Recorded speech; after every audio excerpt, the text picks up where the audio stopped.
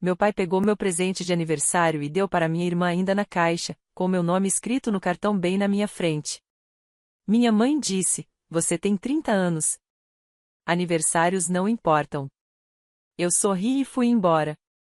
Naquela mesma noite, cancelei a viagem para a Espanha que eu tinha reservado para o aniversário de 40 anos deles. $18.000. Quando o e-mail de confirmação do cancelamento chegou para eles, meu pai levantou a caixa para que todo mundo visse. O mesmo papel prateado que minha mãe sempre usava. O mesmo laço enrolado, o mesmo envelope branco pequeno colado em cima, com meu nome escrito à mão por ela. "Ok, aniversariante", ele disse. "Mas acho que a Emma deveria abrir esse aqui." Ele colocou a caixa no colo da minha irmã mais nova. No começo, eu até ri. Achei que fosse uma dessas brincadeiras de família. Eu estava fazendo 30 anos.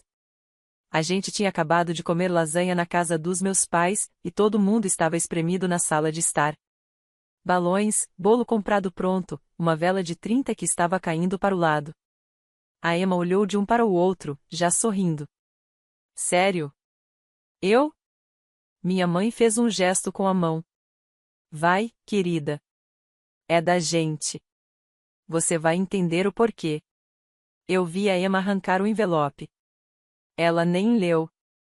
Só abriu a aba, e meu próprio nome piscou na minha frente por meio segundo. "Para Alex, feliz 30 anos. Estamos muito orgulhosos de você." Meu estômago afundou.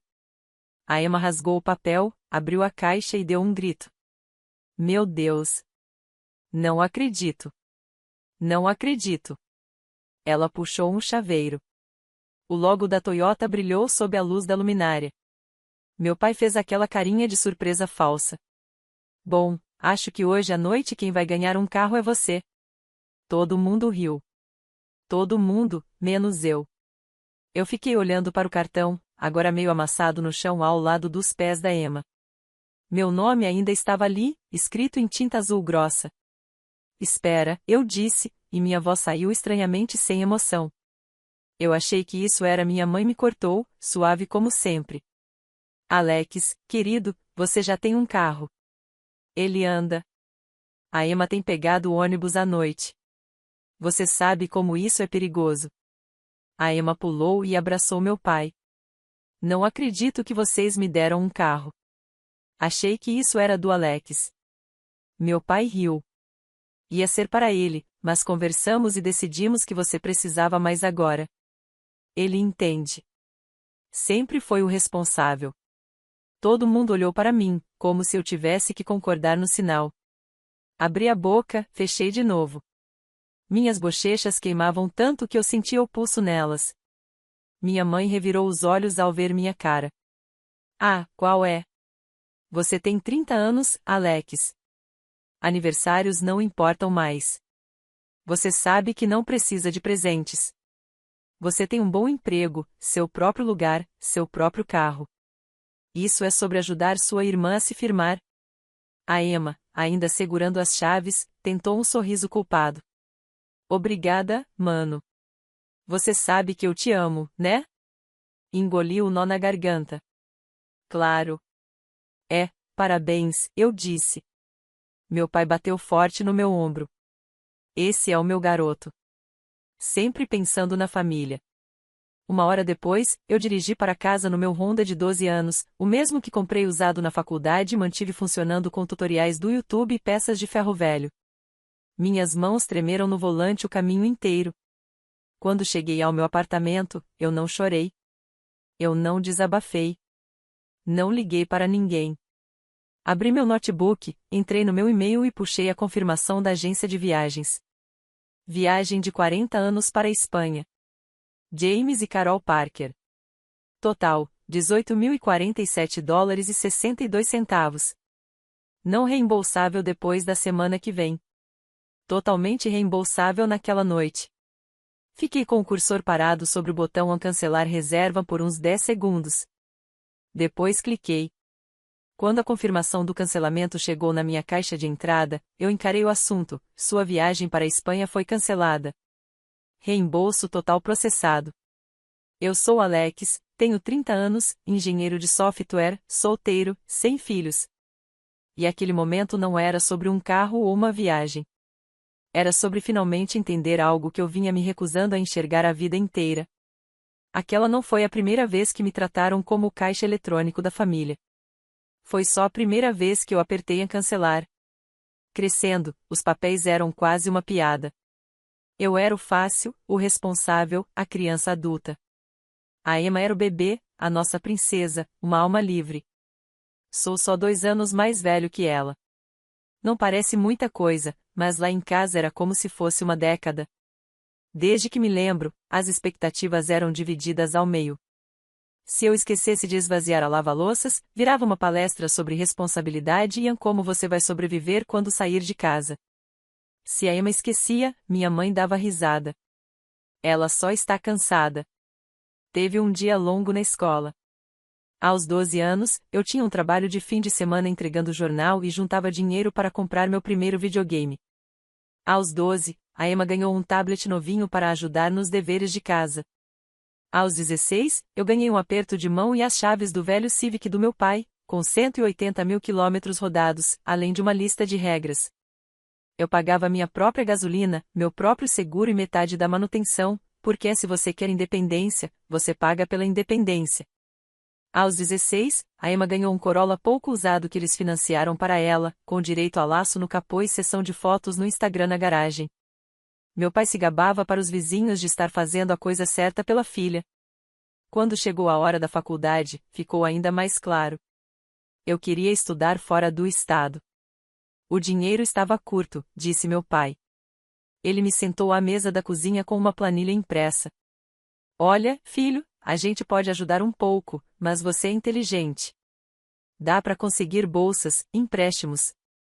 A gente paga seu celular e o plano de saúde, mas a mensalidade é por sua conta. Temos que guardar dinheiro para Emma também, você sabe. Então eu fui para uma universidade estadual, trabalhei 20 horas por semana no laboratório de informática do campus, peguei 28 mil dólares em empréstimos federais e mais 8 mil dólares em um empréstimo privado no último ano. Toda vez que eu comprava comida, fazia contas mentais de taxas de juros. 2 anos depois, quando chegou a vez da Emma, de repente a história mudou. Ela não é como você, minha mãe me disse ao telefone. Ela não é tão prática. Precisa de uma boa faculdade para realmente se dar bem. Eles tiraram dinheiro de uma pequena herança do meu avô, que eu vagamente lembrava ser para os 2 filhos algum dia, e usaram quase tudo para pagar os 2 primeiros anos da Emma numa universidade particular. Descobri por acaso, quando a Emma postou uma foto do campus com a legenda, grata por pais que realizam sonhos. Sem dívidas, baby. Fiquei olhando aquela legenda por um bom tempo. Sempre que eu tocava no assunto da diferença de tratamento, minha mãe tinha uma resposta pronta. Ajudamos você de outras formas. Você nunca pediu diretamente.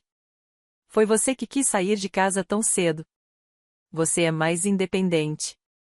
Isso é uma coisa boa.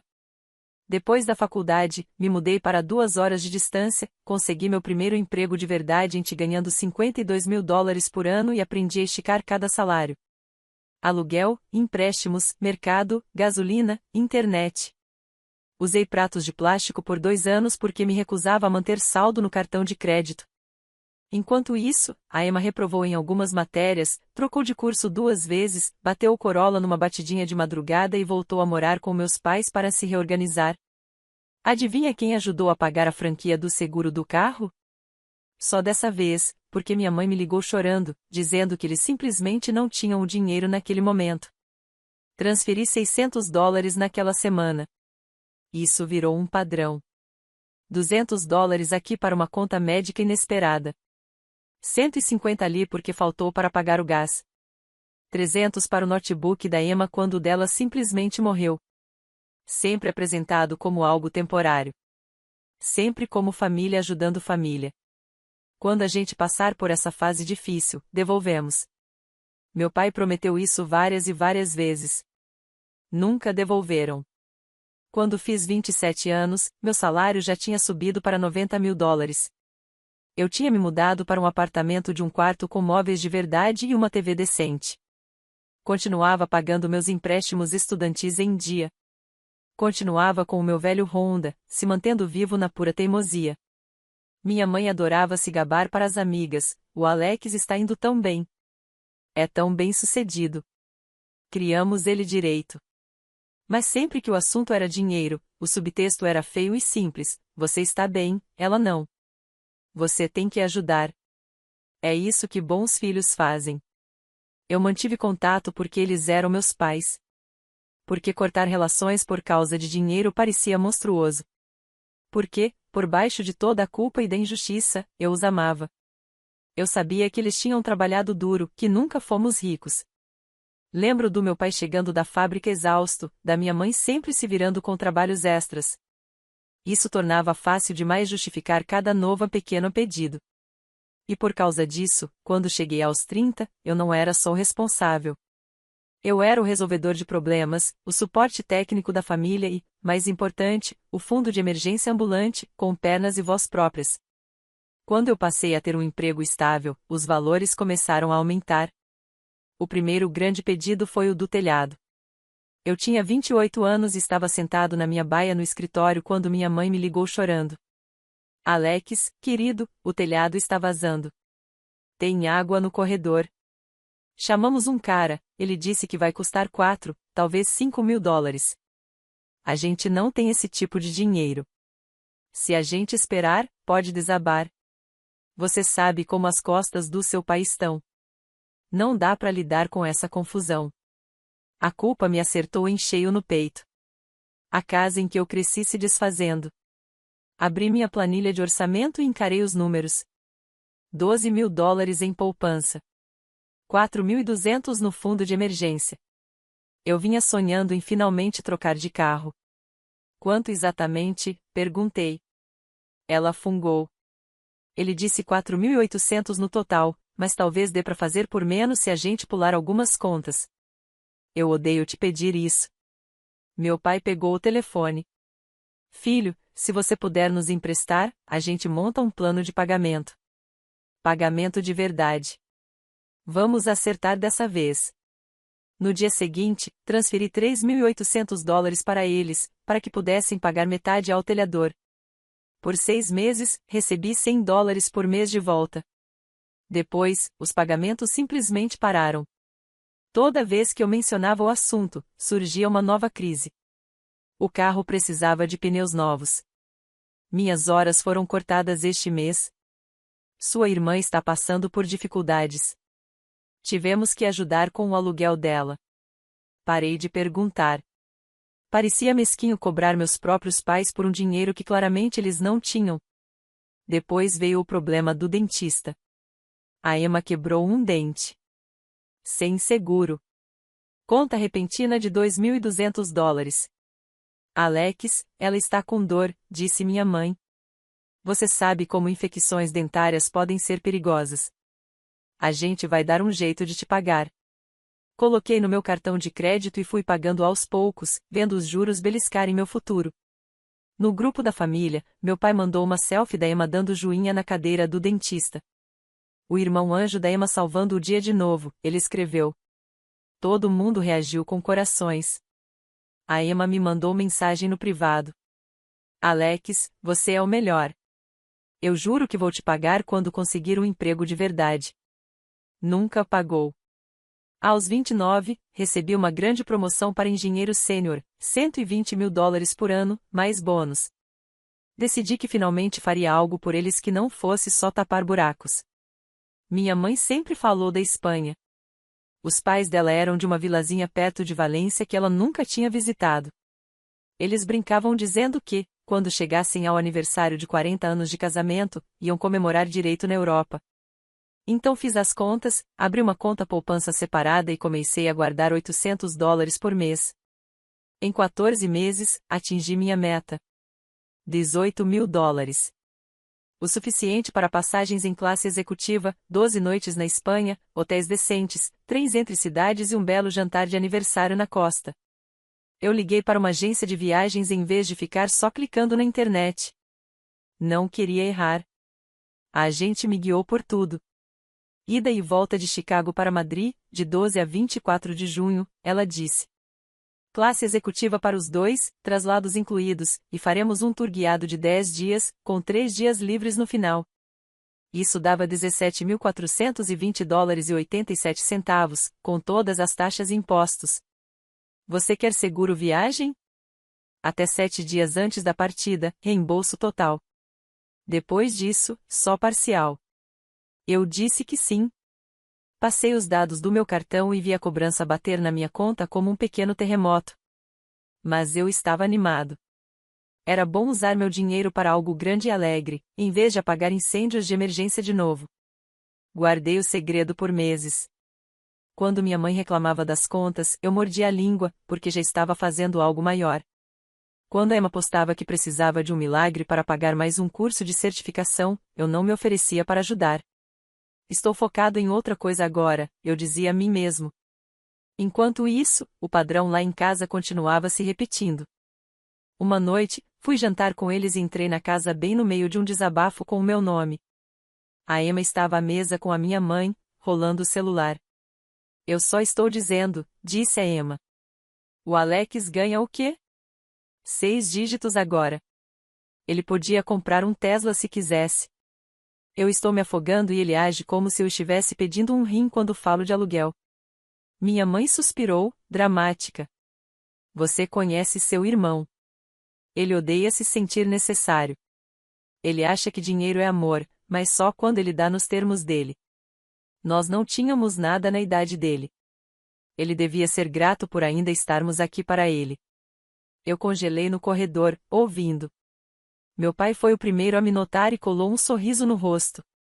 Alex, a gente estava falando de você. Pega um prato. Sentei, o coração batendo forte. A Emma nem pareceu constrangida. E aí, mano, ela disse. Consegui uma entrevista, mas preciso de um carro que não morra na estrada. A gasolina está um absurdo. Esse seu Honda é um milagre, mas nem todo mundo é um sussurrador de carros. Meu pai riu. A gente estava falando justamente disso. Sua mãe e eu pensamos que talvez, no seu aniversário de 30, a gente pudesse fazer algo especial. Você sempre andou com o carro velho dos outros. Seria bom te colocar em algo mais seguro. Eu encarei ele. É a primeira vez na minha vida que vocês se oferecem para me comprar algo grande, tipo um carro novo, eu disse devagar. Minha mãe sorriu. Novo, não. Mas algo confiável, com garantia. Você merece. Já fez tanto por nós. Algo quente meio bobo floresceu no meu peito. Eu disse a mim mesmo para não me apegar. Me apeguei mesmo assim. No mês seguinte, meu pai e eu trocamos mensagens sobre modelos. Eu mandei links de Camry usados, Corollas, talvez um SUV pequeno. Ele insistiu em ir na cara dele e da concessionária. Vamos te surpreender, ele disse. Você só me diz que cor você gosta. Qualquer uma que não seja bege, eu brinquei. Enquanto isso, eu continuava planejando a viagem para a Espanha. Escolhi hotéis com elevador por causa das costas do meu pai. Separei um dia para visitar a vila onde os pais da minha mãe cresceram. Acrescentei o seguro viagem com um clique. A agente me lembrou que eu tinha até o fim do mês para cancelar e receber reembolso total. Fui ensaiando a revelação na minha cabeça. Primeiro, as chaves do carro no jantar de aniversário. Depois, a pasta com o roteiro da Espanha. Por fim, pensei que as coisas finalmente ficariam mais equilibradas. Não perfeitamente justas, mas menos tortas. Na noite do meu aniversário, meu Honda mal conseguiu subir a rua deles. A luz do motor piscava. Estacionei atrás de um Corolla branco e reluzente que eu não reconheci. Ué, pensei. Algum vizinho resolveu trocar de carro. Lá dentro, a casa cheirava a alho e bolo. Balões, faixa, tudo. A Emma veio saltitando me abraçar. Feliz dia do velho, ela disse. Eu ficava olhando pela janela, procurando algum sinal de que o carro lá fora fosse meu. Não vi nada, só meu pai entrando e saindo com um ar misterioso. O jantar foi normal. Piadas, histórias, meu pai fazendo aquele brinde típico de pai. E então, quando todo mundo foi para a sala, ele pegou aquela caixa prateada de trás do sofá e fez um teatrinho. Eu realmente acreditei que fosse para mim até ele colocá-la nas mãos da Emma. Quando ela puxou exatamente o mesmo chaveiro sobre o qual eu e meu pai tínhamos trocado mensagens por semanas, senti o mundo girar. Espera, eu disse. Esse é o Corolla lá fora? Meu pai respondeu, orgulhoso, fechamos um acordo com o meu cara. Ela tem um emprego de verdade agora. Precisa de um carro confiável para ir a entrevistas e tudo mais. Quase fizemos disso a sua surpresa, filho. Mas percebemos, ele olhou para Emma, depois para mim. Ela precisa mais do que você. E você está acostumado a se virar, acrescentou minha mãe. E, sinceramente, você tem 30 anos. Aniversários não importam mais. Você sabe que presente é coisa de criança. Você é da família, não um convidado. Mas o cartão diz, comecei. Minha mãe pegou o envelope do chão e o amassou sem nem olhar. Quem se importa com o que o cartão diz? É só papel. A Emma me abraçou, o chaveiro cravando no meu ombro. Juro que te levo para dar umas voltas às vezes, ela riu. É como se a gente estivesse dividindo. Todo mundo riu. Eu não. No caminho de volta para casa, no meu Honda barulhento, percebi que não haveria revelação da Espanha. Nada de pasta, nada de jantar surpresa. Eles tinham deixado bem claro como valorizavam meus presentes em comparação com as minhas necessidades. Quando estacionei na minha vaga, aquele sentimento quente e bobo de um mês atrás já tinha morrido. No lugar dele havia algo mais frio, mais pesado e muito, muito claro. O ponto de ruptura não foi dramático. Não houve gritos, nem pratos quebrados. Só eu, sentado à pequena mesa da cozinha, com o notebook aberto, enquanto meu gato cheirava a ponta do roteiro da Espanha. Li tudo de novo, devagar. Dia 1 a 3, Madrid. Bate e volta para Toledo. Dia 4 a 6, região de Valência, visita a vila. Dia 7 a 10, Barcelona. Dia 11 a 12, tempo livre em Madrid. Total, $18.047,62. Cliquei no link de gerenciar reserva e entrei no portal da agência. Um banner amarelo piscava no topo da página, você ainda está dentro do período de cancelamento com reembolso total. Até 7 dias antes da partida. O cursor ficou pairando sobre a cancelar viagem. Pensei nos últimos 10 anos. O dinheiro do telhado, a conta do dentista, a franquia do seguro do carro, as transferências de emergência no meio da noite. Cada você é tão generoso. Cada a gente te paga depois. O depois que nunca chegou. Pensei na conversa sobre o carro, no meu pai dizendo que eu merecia algo, na minha mãe dizendo que presente era coisa de criança. Pensei que a viagem à Espanha significaria gastar minhas férias alimentando uma dinâmica em que eu assistiria meus pais transbordar em gratidão, enquanto ainda me tratavam como uma utilidade. Se eu deixasse isso acontecer, estaria pagando $18.000 por uma celebração em que eu ficaria num canto, vendo eles brindarem entre si por serem pais tão maravilhosos. Meus dedos finalmente se mexeram. Cliquei em cancelar viagem. O site pediu um motivo. No menu suspenso, escolhi a mudança de circunstâncias. Um pop-up apareceu. Tem certeza? Esta ação cancelará todos os voos, hotéis e passeios. Um reembolso total será processado para a forma de pagamento original. Sim, eu tinha certeza. Cliquei de novo. A barra de progresso girou. Meu coração batia nos ouvidos. Então apareceu, sua reserva foi cancelada. Reembolso de $18.047,62 previsto em 5 a 7 dias úteis. Um e-mail de confirmação foi enviado. Meu celular vibrou. A notificação do e-mail chegou na hora. Abri, conferi 2 vezes se o reembolso ia voltar para o meu cartão, não para o deles. Eu tinha colocado tudo no meu nome. Pelo menos nisso eu tinha sido cuidadoso. Então fiz algo que nunca tinha feito antes. Abri o aplicativo do banco e removi o nome dos meus pais da lista de transferências frequentes. A transferência automática mensal de $400 que eu tinha configurado quando as horas do meu pai foram cortadas cancelei também. Um por um, fechei os pequenos vazamentos por onde meu dinheiro escorria. Nada mais de pagamentos automáticos de emergência. Nada mais de Netflix da família no meu cartão. Nada mais de plano de celular compartilhado. No próximo ciclo de cobrança, eu levaria meu número para uma conta só minha. Levou talvez 20 minutos para desfazer 3 anos de dependência financeira silenciosa. Cada clique parecia largar uma caixa pesada que eu carregava havia tanto tempo que já tinha esquecido que minhas costas doíam. Por fim, abri um e-mail em branco. Assunto: sobre a viagem para a Espanha. Mantive o texto curto. Oi, mãe e pai. Queria avisar que cancelei a viagem para a Espanha que eu tinha reservado para os 40 anos de vocês. O reembolso total volta para mim ainda hoje à noite. Ficou claro para mim que vemos presentes e apoio de maneiras muito diferentes. Não me sinto confortável em continuar fazendo grandes gestos financeiros enquanto minhas próprias necessidades e limites são tratados como menos importantes do que os de todo mundo. Isso não é punição. Não estou pedindo nada de volta. Só estou cansado de me colocar na posição de provedor padrão. Daqui para frente, não vou poder ajudar com contas, emergências ou compras grandes. Confio que você e a Emma consigam se virar juntos, do mesmo jeito que sempre esperaram que eu me virasse. Eu amo vocês, mas preciso de um tempo. Alex. Li o texto 3 vezes para ter certeza de que não havia nenhuma alfinetada barata, nenhuma frase de efeito, só fatos. Então apertei a enviar. Fechei o notebook, desliguei o celular e fui dormir. Dormi como não dormia havia anos. Liguei o celular de novo por volta do meio-dia do dia seguinte. Quase explodiu.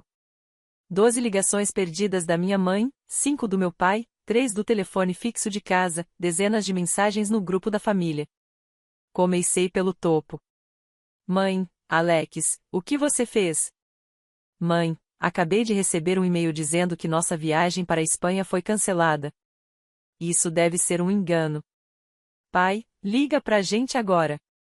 Emma, cara, o que aconteceu? A mãe está chorando. Depois, o grupo da família. Pai, pelo visto o Alex cancelou nossa viagem de aniversário por causa do quê? Um carro? Sério? Mãe, isso é por causa de ontem à noite? Aquilo foi um presente. A gente pode dar nosso presente para quem quiser. Emma, você está punindo a família inteira porque eu ganhei um carro? Fala sério. Sentei de novo à mesa da cozinha, celular na mão, me sentindo estranhamente calmo. Pela primeira vez, não senti aquele pânico imediato nem a vontade de consertar os sentimentos deles. Digitei uma única mensagem no grupo. Eu cancelei uma viagem que eu paguei e que vocês nem sabiam que existia.